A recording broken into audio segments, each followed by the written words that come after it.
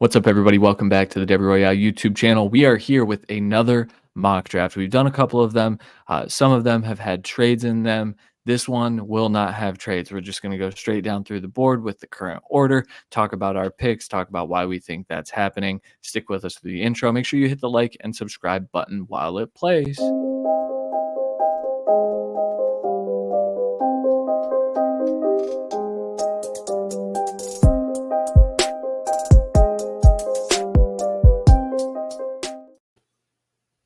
All right, guys. So mock drafts, the Bears are on the clock, and Randy, I believe you had first pick. So I do. We you go keep with switching back and forth, so yeah. always nice to have to make this hard decision. No trades. We're going Caleb. There's just not really much I can do. It's hard to take another position and feel like it's a realistic mock. So we're going to take Caleb.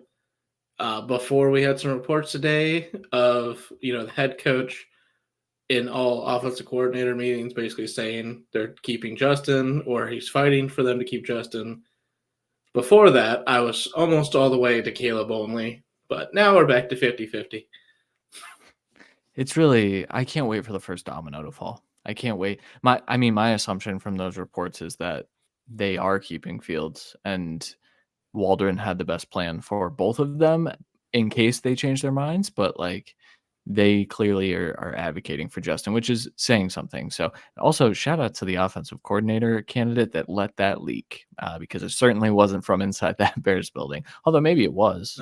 Maybe it's putting people off the track. I don't know, but maybe. But for now, this feels like the right pick still, right?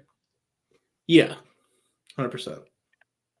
All right, I'm up at 2. I took Drake May. I know there's some buzz for Jayden Daniels here at number 2. I believe Mel Kiper had that in his latest mock, but I still think that Drake May is going to be the QB2 off the board. I think he's going to do a good job in interviews and things like that. His film is inconsistent. There's certainly a teardrop after Caleb for me with Drake May, but overall, I still think that he is the second quarterback in this class. Yeah, he would have been the top quarterback last year. Possibly might be the top quarterback next year. Unfortunately, he's a second this year, but still goes to a fresh regime. So that's always a good tandem and a good landing spot. Yeah, Ben Johnson's probably going to be there. That's my prediction for that. So, I mean, that'd be perfect for a young quarterback. So, now that we're through the chalk, I do want to mention now's a good time to join our Patreon at patreon.com/the Debbie Royale. We've got a ton of stuff going on in the Discord right now. We're dropping, item after item to all of our patrons every day. We've got Jay's analytical profiles. Kevin put out a big board recently. We have some Debbie content going on as well. So, and then the Discord is popping right now. NFL Draft Talk is at full force. We're keeping up with the coaching carousel and everything like that. So make sure you join today. Patreon.com/the Debbie Royale. It's only $5 a month. So consider joining today. All right, Randy, where'd you go with number 3? Yeah, Patriots said they needed to get a massive upgrade at this position. Maybe not this one specifically, but they get the best player in the draft, Marvin Harrison Jr. Pop Douglas is your only true offensive weapon on this team, besides Ramondre, maybe. Everyone else is either free agent or doesn't matter. Getting the best weapon in the class makes sense. Get a veteran quarterback in, get one in the second round. Either way, this is your best player. I'm into this. I still don't think that the Patriots are taking a quarterback here if 2 go before them. I just don't see that as a realistic outcome. So good pick. At number 4, I'm taking a wide receiver. I haven't done this a whole lot. Normally when Marvin Harrison Jr. is gone, I kind of pivot, but the more I watch Malik Neighbors, the more I think, that dude's a top 5 pick in every other class. So why not be a top 5 pick this year? Malik Neighbors going to the Cardinals. I think he offers that dynamic yards after the catch ability that Arizona offense, the Arizona offense will be looking for. They had that kind of with A.J. Brown and Devontae Smith when they were running similar concepts in Philadelphia. So Malik Neighbors gives Kyler Murray a really reliable weapon here in the top 5. Yeah, next for the Chargers, I've heard a lot of backlash of them taking a receiver back-to-back years. So you could take a tight end, Brock Bowers, Yeah. best receiving weapon left on the board easily. Hmm. Inside, outside, he can play everywhere. Great blocker. They are losing a lot, and they're going to have to lose more, as you'll see later this week. Uh, I don't know if that's a spoiler or not, but the next We haven't franchise announced fix will it. be on the Chargers as voted Yep. on, and getting By Brock Bowers patrons makes a and ton. today. Yeah, getting Sorry. Brock Bowers makes sense. It gives you an actual tight end of the future to pair with. I believe Parham's the only real one on the roster going forward. They're going to have to do a lot of moves to clear cap. Getting a weapon inside outside when you have to probably get rid of at least one of Keenan Allen or Mike Williams and not re-sign Everett. Smart move. I'm into this pick, especially if Harbaugh ends up there. I think they need that physicality on this offense for sure. Number 6, I'm taking Jayden Daniels, quarterback to the New York Giants. I do think that they should be in the market for a quarterback. We talked about this on our projecting the 2024 quarterback landing spots episode about how this is definitely an option for New York. I don't think Brian Daboll is going to want to tie his entire head coaching career to Daniel Jones. Jayden Daniels gives them an option to kind of plug and play right now and see where that takes this offense. Yeah, if they go Daniel Jones again, Daboll's going to get fired. He has no chance of getting a head coaching job again till at least 5 to 10 years down the road. He's going to make every possible opportunity to keep his job. And honestly, a lot of things you've seen from him, he probably deserves his job. So this is a Mhm. shot for the future. Moving on to 7, I've said a few times, Joe Alt's the best tackle in this class. I'm going to start switching that up. The Titans get him here, very much needed at 7, but I think he's the safest tackle in the class. I think that's the best firm for him because there's just he doesn't have the ceiling of some of the other ones, but he doesn't have the flaws of the other ones. So he's a veteran starter, perfect for this kind of scheme, perfect for this kind of culture. Yeah, I've said it before. I think he's like a 10-time Pro Bowl tackle, and Yeah. so even without a high ceiling, I guess a perceived ceiling, because those maulers are the ones that get a lot of the hype. Trent Williams comes to mind, of course, but like I do think that Joe Alt is more than solid at every facet of playing offensive tackle. So this is almost a required offensive tackle pick. I've Yeah. said that for a I, while. You can't go any other position, in my opinion. I would say, in my opinion, his floor, just for Titans reference, would be Jack Conklin, and his ceiling is a much better Taylor Lewan. So Hmm. those have been your best tackles in 2 decades. Getting a guy that's going to automatically be right at that level is great. Yeah. Awesome. Here, I'm taking Terrion Arnold, the cornerback to the Falcons. The Falcons have an interesting choice to make. I think they could go first edge off the board, or they could go first corner. I also think that there's a chance that they get aggressive. There's, rumors, and by the time you hear this, it might happen. But Bobby Slowick is apparently impressing everyone in Atlanta, and I think what this team might want to do is say, okay, we're ready. We're going to go get a young offensive minded head coach, and we're going to go up and get one of those top few quarterbacks. But if they don't do that, it would be smart to add another corner. They really don't have anything behind AJ Terrell. Terrion Arnold has fantastic ball skills. I think this is kind of a consensus opinion that he's corner one. And he was tied. The last time I talked about Kool-Aid and Terrion, I said, "Oh yeah, Kool-Aid's my one," and then I looked at the grades and they're tied after I put in the production. So I'm Gotcha. defaulting to Terrion Arnold in the top 10. Yeah, and he completes the secondary, at least for the immediate future. You know, maybe contract wise and everything, you need something next year in the draft, but you got your 2 starting corners, you got your safety, you could figure out who the slot corner is. Great pick. Yep. Yep. Uh, Bears on the clock again for me. I'm taking Roma Dunze, wide receiver from Washington. Yeah, you didn't trade back. You didn't get all this great draft capital. The third best receiver. another guy that could be the best receiver in other classes is on the board for you. You take him to pair with DJ Moore. There's a good chance you're letting Mooney walk, or if you are, keeping him as a short-term deal. If you let him walk, you're bringing in another veteran on a short-term deal. Get the real thing alongside DJ Moore and Caleb Williams. I'm into this. I feel like this is one of the most mocked picks in all of the mock draft industry right now, but it makes sense, and that's why. Unless 3 wide receivers go before pick 9, which is happening a lot lately in mocks. This is true. I'm writing my next one soon, so we'll see if that happens for me. Here at 10, I skip Olu Fashanu, and I go straight to J.C. Latham, the offensive tackle out of Alabama. I've talked about this. I think Latham has an immense ceiling, like sky-high ceiling. However, I think that this is kind of going down that same hole of like, okay, Mekhi Becton, he was a really good mauler and he struggled in pass pro. I think Latham has some of that to him, but I also think that the ceiling on this kid makes him worthy of a top 10 pick. I know Olu's there. I think you get a guy who has tackle and guard versatility because of how they've constructed that offensive line. And you say, okay, we're going to roll with this instead of Olu, who still has some struggles as a run blocker.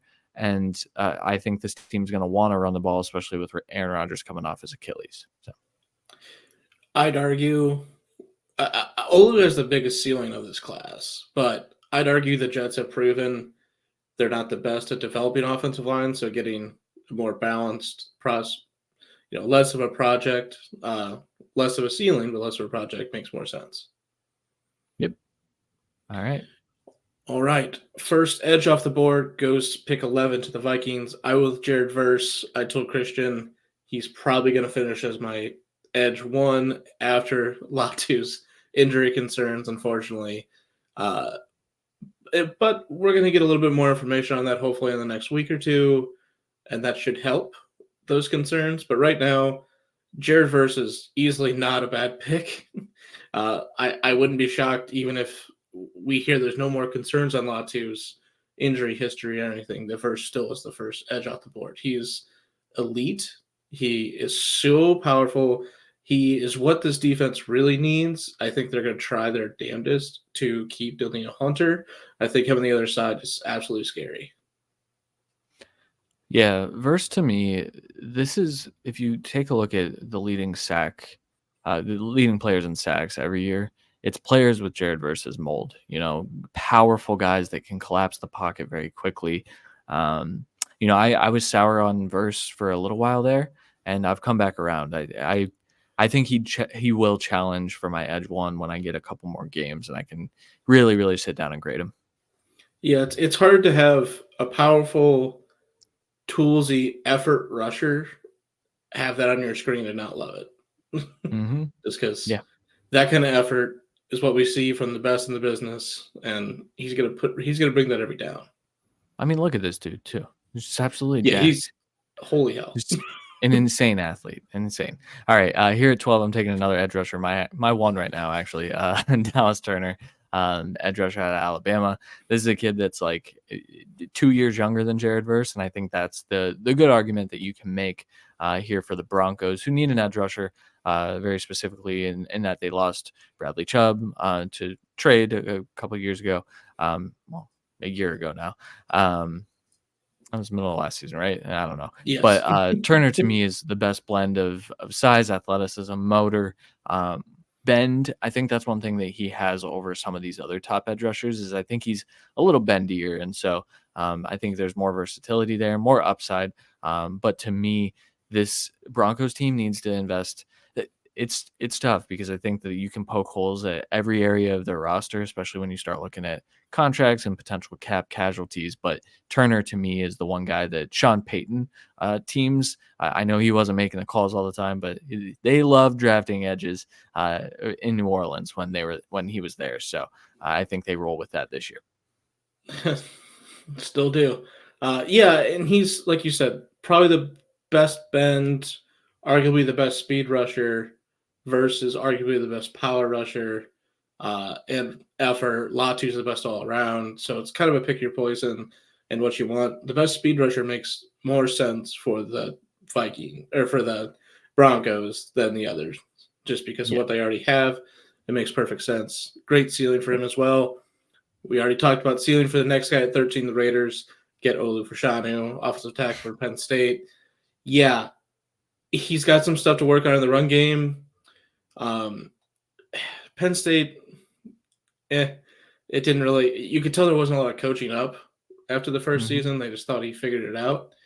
And pass pro is elite already. Has a little bit to learn still because every tackle coming out does, but the run game needs to improve. However, unlike the Jets, the Raiders over the last 2 years have proven the ability to develop young offensive linemen. If as long as they're not Alex Leatherwood, um, eh, Yeah. who did have some Yeah. decent reps at guard. Uh, but Yeah. Olu on the right side, not pressured to start on the left side, having a solid veteran that has been a captain of this team and just a pillar of what a good tackle does day in and day out. Maybe not top 5 tackle, but just a great tackle. And Colt Milner. And Olu should learn from him, and they should have dominant tackles, and Olu will be the left tackle of the future. I'm curious. I saw they were interviewing Luke Getsy. If they go to a run heavy scheme, that's where like I wouldn't be shocked if they rolled with the traditional right tackle in Talisa Yeah, Fuaga. Um, but it's really tough for me to envision Olu falling that far. I mean, 13 exactly. is kind of a fall for him compared to what we've seen in most mock drafts. Obviously, no trades here, and I think someone would probably trade up for him. But yeah, it's just interesting for sure. Yeah, 100%. I don't disagree with that, but I, like it's not like he doesn't have the frame or the tools or the ability to be a great run blocker. So Yeah. Yeah, I agree with that. And he's taken steps forward. He's already gotten a little better in run blocking, but yeah, um, I would just argue he there are more wasn't as steps needed. challenged. Yeah, he wasn't as challenged as he was the season prior or the season before that. Yeah. Yeah, I agree with that. All right, 14. If you're watching, this has been on the screen for a hot second. Laiatu Latu going to the New Orleans Saints here. Rusher out of UCLA. We've talked about him already a little bit, but I think he's the most technically sound edge rusher in this class. I think this is one of those guys where you get him in behind Cameron Jordan, who I think is going to play another year for whatever reason. That he was not very good this year. I think maybe it was time to call it quits, but either way, they have edge rushers. Peyton Turner can't really stay on the field, and so you bring in Latu. You're starting edge 2 from day one, and you kind of roll with it, knowing that you're in contention for division titles every year, and you never know what happens when you get into the playoffs. So I think this is a win now type of move, even though I don't look at their roster and say that they're a win now team. Sorry, but in that division, until someone truly takes it, it's what it's going to be. So Yep. the Saints not reaching for a toolsy developmental edge rusher is unheard of, but I'm glad they did it in this situation. Colts up Yep. next at 15 take arguably the best corner in the class, Nate Wiggins, corner from Clemson. Phenomenal talent. The secondary has had some good play from young guys, but they just need desperately that one guy stud, and then the rest will fall in line. And it should, with Nate Wiggins coming in, if he can live up to expectations, the secondary is near complete with him there, and that's a great sign with a young roster, young quarterback moving forward. Yeah. They need to hit defense as much as they possibly can. That's my advice to the Yeah, Colts. Here at 16, I'm taking Byron Murphy the second, the defensive tackle out of Texas. This has been a thing that I had been tossing around. Christian Crespo that is a patron, and probably watches these videos. We were DMing about Byron Murphy probably a month ago now or close to it, and he's like, this might be a first rounder. I said, actually, he's in my first round mock. In my first mock that I put out, just an explosive pass rusher with powerful hands. I think he holds up at the run game probably a little bit better than Johnny Newton. And so I'm kind of on board with Byron Murphy being, a top 20 pick in this class, just because I think there's more versatility and probably more ability to stay on the field for all 3 downs. yeah, and it makes sense for the Seahawks here. 17 Jaguars. We're going chalk. Brian Thomas Jr., wide receiver from LSU. Just an overall really talented receiver. Not arguably the best receiver in any class, but arguably number 2 in any other class. This guy is really, really talented. A do-it-all receiver. They desperately need this. I think we're all thinking this as they're not going to re-sign Calvin Ridley. So this is the moving on from it. So instead of losing the next pick that you have in the second round, you are losing the third rounder and having to take a rookie in the first. But I'd argue this is an upgrade from what we saw from Calvin Ridley. 14 out of 16 games? Mm-hmm. Yeah. Yeah, Ridley was a fine receiver with a lot of the inconsistencies that we hadn't really seen in quite a few years. But who knows? He hasn't played in quite I a few years. I've seen some people projecting that they franchise tag him and then potentially try to move him again. And so if you're getting kind of crafty like that, a receiver makes sense. I even think if they bring him back, it makes sense, man. Like Zay Jones isn't it. And I think No. Brian Thomas is an upgrade from Zay too. So Yeah. On their roster right now, even with Calvin Ridley there, I think Kirk is the only one that makes sense to be on the roster in 2 years. yeah, I'm with you there. All right, here at 18, I'm taking the aforementioned Talisa Fuaga, offensive tackle to the Bengals. This is a kid that it really rose up the ranks this year. I think last year's tape was okay, but it was inconsistent. And so what we saw this year was his feet were quicker in pass protection.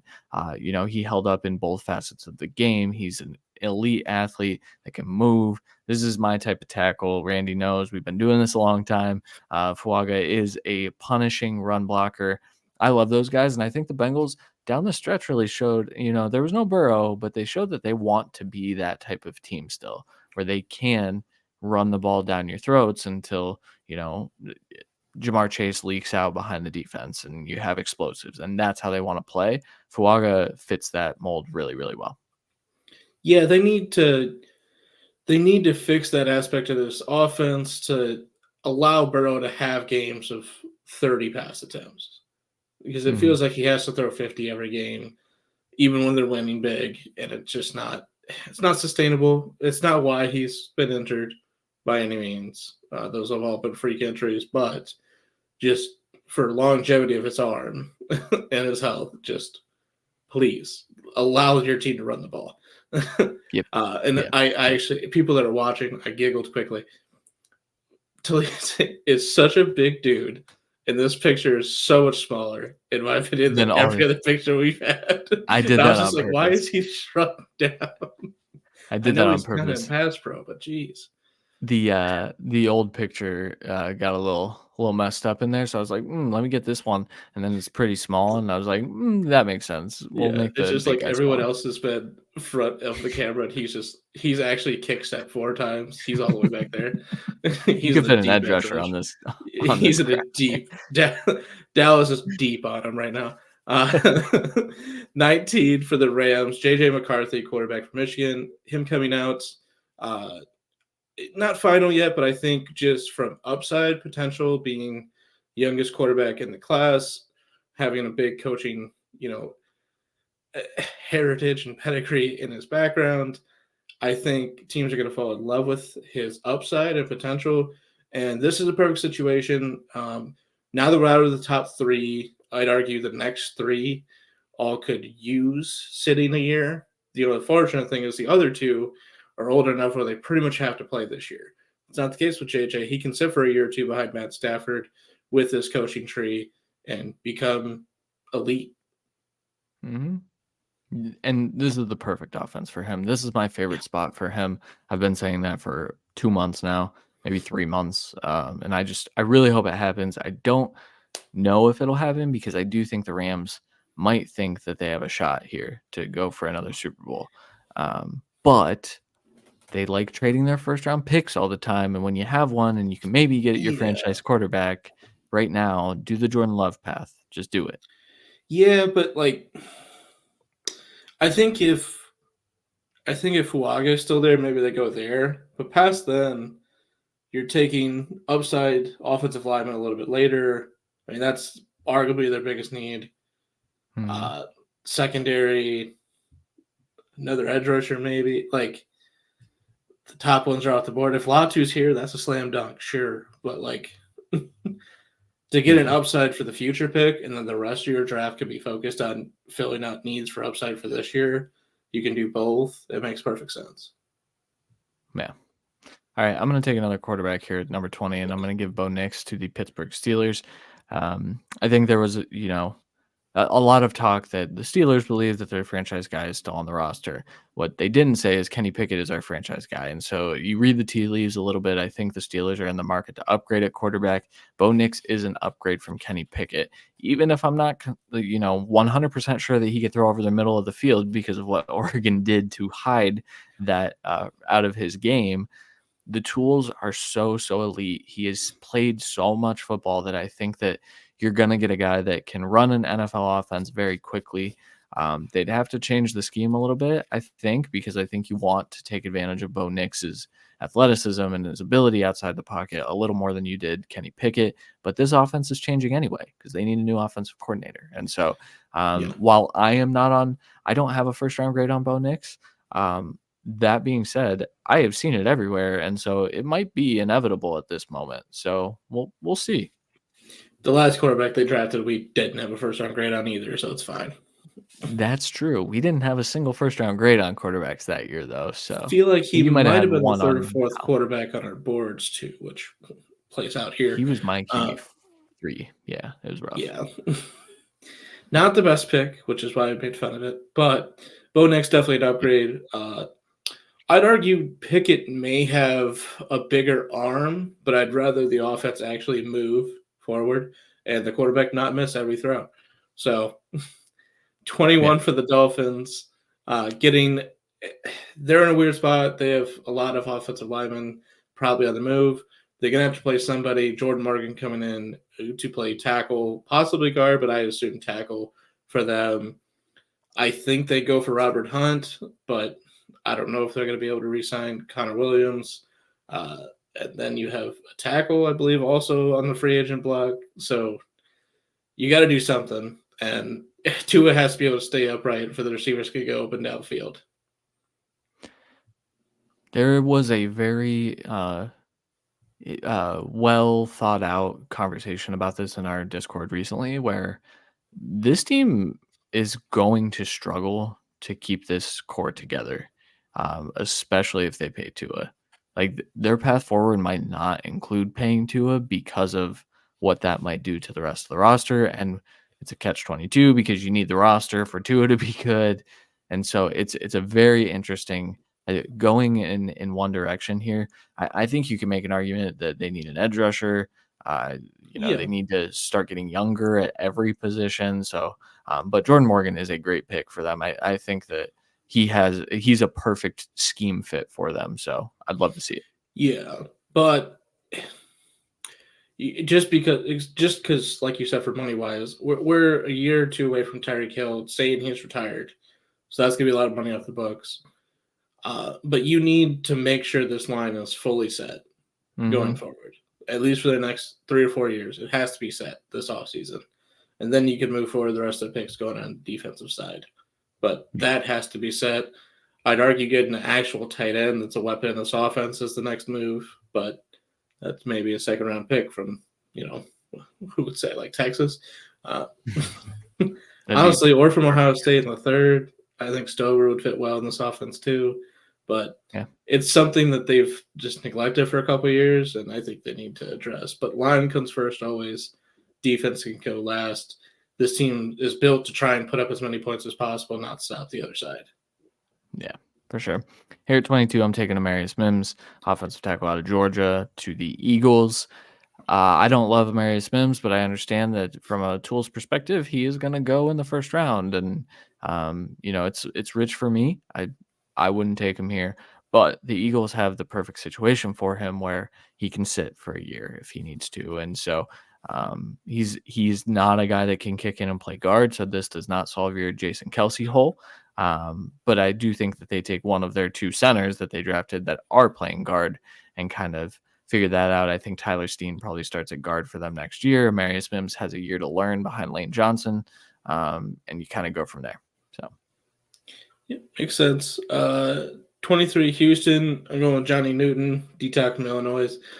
Not like the greatest position need for them. They still need like help everywhere. Really, they've excelled with what this roster is. Getting another true pass rusher, a good, just great talent on this defense with this coaching staff. We've seen what they've done with what they've had at edge rusher. With especially now with Will Anderson. Obviously, Johnny is going to be definitely inside outside. I'd say, but if there's one of the landing spots, I would love to have him in this Houston. So this makes sense to me. He's going to be a weapon for them day one. Yeah, good player. 24, Tyler Guyton, offensive tackle to the Cowboys. This was my first mock, and I'm coming back to it because this is a Cowboys type of pick. You pick the toolsy offensive tackle that, has shown signs of being a really good player. I don't think he should be a first-round pick, but we've seen it before. I don't have as high a grade on him as I did Tyler Smith, and they seem to really like Smiths and Tylers on this offensive line if this is the pick that they make. So, but I'm excited to see Tyler Guyton at the Senior Bowl. We'll talk about that later this week as well. That's another spoiler. All right. Packers at 25. Cooper DeJean, corner from Iowa. Obviously, a starting outside corner. Just because he's white, don't move him inside or don't put him in the back. That being said, the Packers desperately need a second corner on the outside to really be that much better. They have some good slot players. They have some good safety play. But at least as a young guy, Cooper can go anywhere for them. And I think that's perfect for this defense moving forward. This is a young team a lot of places. Defense is where they are the oldest in offensive line. So getting younger at one of those positions is smart. And again, possibly the best corner in the class. Like, there's not a lot to separate these top guys here. And obviously one of them is going to end up being the best in the class. I wouldn't be shocked if it was Cooper DeJean. I think he's the best cover 3 and zone corner in this class, and that is what the Packers like to play. And I assume that Joe Barry is probably going to keep his job because he hasn't been fired yet. So maybe that changes, but that's a good pick. I like that one. 26. I'm going a little. This is a little different.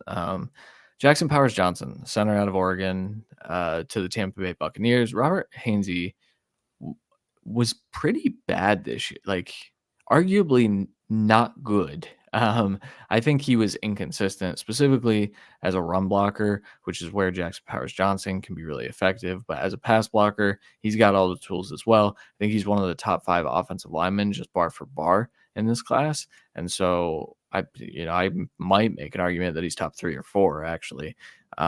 Just a crazy, crazy motor on this kid, loves to hit people. One of my favorite players in the draft.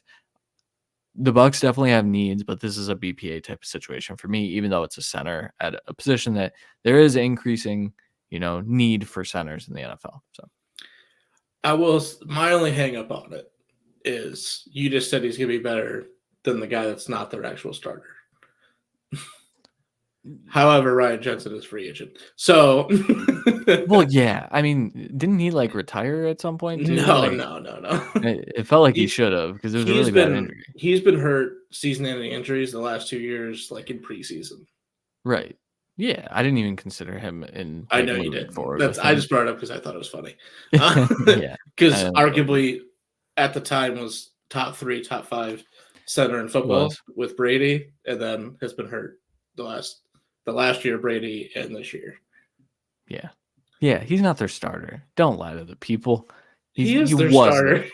He was their starter, and now he's a free agent. Not on the I wouldn't be shocked if he's back, but I mean that's health concerns at that point. So We'll see. Either way, if this is the center of the future, and clearly is better than Ryan Jensen this year. So well, and I mean he played guard too. If he did needs to kick over to guard, I think he can do it. Yeah, and that's why I kind of made the lighthearted joke that they could bring it back. But if they did, it'd probably be on a 1 or 2 year deal. He could easily play guard. They need help there too. Yep. So, Cardinals at 27, Kool-Aid McKinstry, coolest name of the draft, corner from Bama. Gonna be their corner 1, probably day 1. This is a bad team. Mm-hmm. Plain and simple, this is a team that arguably should have gotten the first pick. until the Panthers were that bad. Mhm. But they won a game late. They got the 4th pick. They got the receiver of the future. Hopefully they re-sign Hollywood Brown, and they can just have weapons all over that offense. They can figure out the offensive line a little bit, but they need talent on this defense, talent that they're actually going to use, and that's Kool-Aid McKinstry.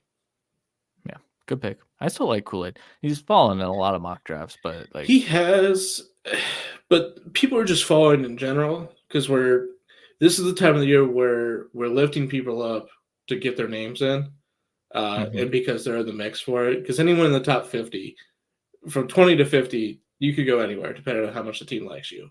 So Yeah. you're going to see a bunch of different names. You're going to see people fall. There's plenty of people that should not have fallen out of the first round last year that did. And I think the same thing will happen this year. Kool-Aid won't be one of those, in my opinion, but I didn't think Joey Porter would be either. So Yeah. Yeah, for sure. All right, here at 28, I'm taking Troy Franklin to the Buffalo Bills. This is my favorite team to player fit. I will not stop mocking this, except I have a new take. I've been, chatting with people. I don't think Troy Franklin's going to be here at 28. I mean, especially if he goes out and runs like a 4.3 at the combine and has a good day. Like he set records at Oregon. There's a lot of things working in his favor to where we've seen speed guys go a lot higher than this.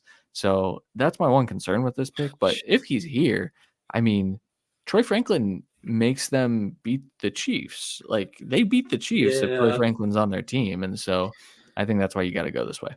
if he question, if the Raiders pass on Olu Fashanu for Troy Franklin, I'm going to hit the monitor. I'm They so won't tired of it. unless they trade They Devontae. will. That's the problem. They will, They 100%. definitely will. They would Especially definitely with their new trade. GM. We know he can't pick a receiver. He can't pick anything. That's Tom Telesco is the new GM now for the Raiders. That's Yeah, kind of but breaking news. It happened yesterday. remember, he picked Herbert and Slater. Obvious picks, but he picked them. Yeah. Good He's lord. not that good of it. He's fallen off. Let's call it that. All right, It's you're not out on great, the clock but at 29. either way, Kansas City at 29, probably where they're going to pick in Mm-hmm. real life. Yep. Xavier Legette, wide receiver from South Carolina. They need weapons on this team. The defense has been good. If you could bring back, 3 or 2 of the 3D tackles that are free agents, I think that's great. If you could bring back Snead, awesome. The defense will just keep humming. But you need weapons on offense. I'd argue most of their losses this year happen because of their offense. And that's Mm-hmm. not necessarily Mahomes, but he has to be able to throw it somewhere. And Leggett gives you all over the field potential. I think we talked about this yesterday. I think he could day one step in and be what they've been trying desperately to get from Sky Moore and Kadarius Toney. So Mm-hmm. Yeah. Good I pick. just wish he was the 2 inches taller that he told us he was. Yeah. Yeah. And, I've seen a lot of people. Xavier Legette is 6'7" 7/8" He's He's 6'1". basically 6'1". He's not 6 feet tall. He's not, he's a little taller than that. He's got an extra inch. And we're gonna leave it at that so we keep the YouTube ads. At 30, Detroit Lions, Quinyon Mitchell, cornerback from Toledo. The Lions just need secondary play desperately. They've gotten good play out of Chauncey Gardner-Johnson, CJ Gardner-Johnson. Sorry, man. I'm calling him Chauncey, actually. Bro's a menace. I'm tired of him. As a new Bears fan, I hate the Lions already. I mean, his name is Chauncey, but it is. He goes it's by no Disney. CJ, and I think it's stupid. Chauncey's a great name. But anyway, the Lions need secondary help still. And so I think this is a guy that, the click and close and the ability to drive on the football, it up there as one of the better, zone corners. I think he can play. He can stick in man. I think he's going to test pretty well. So Quinyon Mitchell, I've had him in all my mocks. He's a Yeah. little scary to put a Toledo guy in every single one of your mocks. So. If there's one, though. Right. This is the one. But they have some good track record with NFL talent. That's true. Either way, he's going to test well, and I think Detroit's going to value that. But he seems like a smart player, and that's what they're going to value. And we know he's willing to come down and make plays even if he's not the biggest guy. I think, obviously, if I think Cooper Jean is their ideal corner pick, but he's not going to be at the board where they're picking, especially if they make the Super Bowl, which we'll see. But 31, the 49ers take Chris Braswell, the edge from Bama. They have corner needs. They have offensive line needs. I get that. But there's been so many corners flying off the board. Same with offensive linemen. I don't know what their plan is with Chase Young. I think they might bring him back on a one-year prove-it deal. He hasn't really proved anything. He's been pretty bad for them. Yeah, well, he hasn't proved anything really in his career yet. And he hasn't been able to stay healthy. I think they need to get another upside guy at the edge rusher position, give you flexibility, give you versatility for the future. At this point, it makes more sense to try and attack corner and offensive line in day two, because there's top edge rushers left and there's not top corners and offensive linemen. Yeah. No, that's for sure. I mean, I think this offensive line class is pretty deep in that sense too, but like you can get them in the second round and the third round. So I like it. It's a good pick.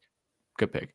All right, I'm going to finish out this draft at 32 with the Baltimore Ravens with Chop Robinson, the edge rusher out of Penn State. Guy that, I think he's a tools-based projection, and which is fine. We've seen these guys go a lot higher in the draft, but I don't know if we did this. When we broke down my last mock, and this was the pick I had when he was sitting there, I just can't pass it up because I know the Ravens. I know how they draft. They draft guys like this, and then they become studs. And so I just think if Chop Robinson's on the board, that's the pick. Even though they need corner really badly, I think they could use an offensive tackle. Same thing, though. Same exact thing exactly. as what just happened. They need those positions, but the best player available is an edge rusher. And while he has one thing, and it's speed, this is a team that he could just be a rotational third down guy. They could actually use him the right way and learn everything. Odafe didn't have all the best moves, didn't have all the tools coming out either. Great speed. They know how to develop. This is one of the best landing spots for him. I'm glad we're out of the top 10 with Chop Robinson. Not that he's not talented. He just doesn't show enough yet. And, this is the second Penn State player we've talked about with all the upside in the world, but the coaches didn't give him the right coaching. They haven't developed enough to be their best possible coming into the draft. And I think that says a lot about Penn State. Yeah, it sure does. All right, that'll do it for this mock draft. Let us know in the comments what you think of your favorite team's pick. We respond to comments on the channel, and we know that we made some picks that aren't quite traditional. So let us know what you think from our mock draft here. Make sure you're subscribed to the channel. We have a new video coming out every day this week. Like we mentioned, Senior Bowl preview coming soon. We've got a franchise fix episode coming on Friday. So a lot of stuff coming your way. Make sure you stay tuned to the Debbie Royale. Randy, do you have anything to add before we get out of here? No. Let's roll. All right. Have fun with your mock draft simulators. That's what I have to add. For 3 months. Yep. And let's not talk about the Bears quarterback situation. We'll talk to you guys next time. Thanks for watching.